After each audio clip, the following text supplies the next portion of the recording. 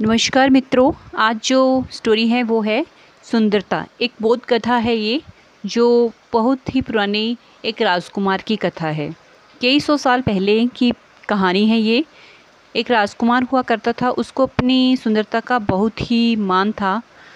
वो अपनी प्रशंसा सुनना बहुत पसंद करता था। अक्सर वो अपनी नौकरी करने वालों, सिपाहियों और प्रधानों से अपनी सुंदरता के बारे में पूछता रहता था। बदले में सब उसकी सुंदरता की प्रशंसा बढ़ा चढ़ा कर करते थे। परंतु इस बार उसके राज्य में आए प्रवासियों से उसने पूछा कि क्या उन्होंने किसी राज्य में मुझसे ज़्यादा सुंदर कहीं पुरुष कोई देखा है। या प्रवासी इस बात को भलीभांति जानते थे कि राजकुमार को अपनी प्रशंसा सुनना बहुत पसंद है, और सच में राजकुमार देखने में बहुत सुंदर थे। लेकिन इन प्रवासियों ने खुश करने के लिए उनकी कुछ ज़्यादा ही प्रशंसा कर दी। प्रवासियों ने कहा कि उन्होंने अपने राज्य में तो क्या, किसी भी अन्य राज्य में उनसे ज़्यादा सुंदर पुरुष कभी नहीं देखा।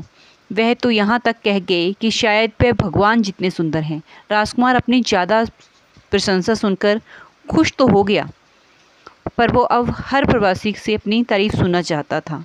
एक बार उनके राज्य में एक साधु आया।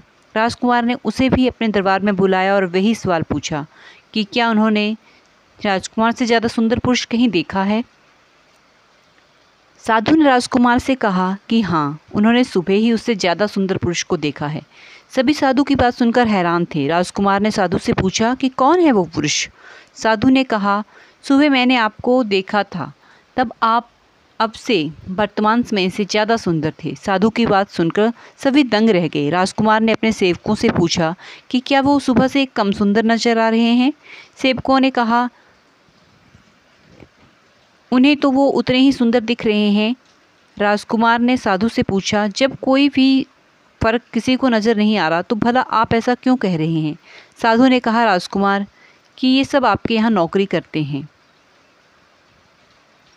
इसलिए इन्हें आप में कोई कमी नहीं दिखेगी, और मैं ये साबित कर सकता हूँ। साधु एक कटोरे में पानी मंगवाता है और राजकुमार के कुछ सेवकों को उसको दिखाता है और उन्हें बाहर जाने के लिए कहता है।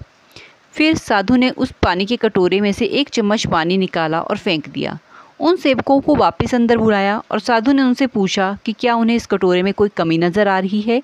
सभी सेवकों ने ठीक से उसकी जांच की, उस कटोरे की निरीक्षण किया और बोले कि उन्हें उस कटोरे में कोई कमी नज़र नहीं आ रही है। इस प्रयोग ने राजकुमार की आंखें खोल दी।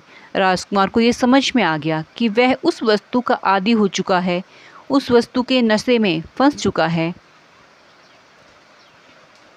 जो हर दिन कम होती जा रही है, यानी नाशवंत है। उस दिन के बाद राजकुमार ने कभी आईना नहीं देखा और अविनाशी वस्तु की खोज में अपना जीवन बिताया। अविनाशी वस्तु यानी भगवान की खोज में।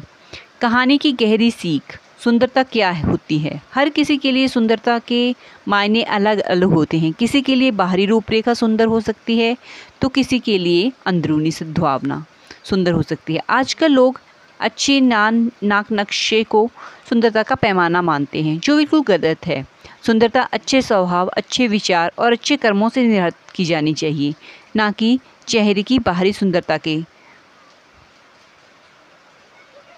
अगर वीडियो में आप अभी तक बने हुए हैं तो प्लीज़ वीडियो को लाइक करके जाइएगा और चैनल को सब्सक्राइब करके जाइएगा।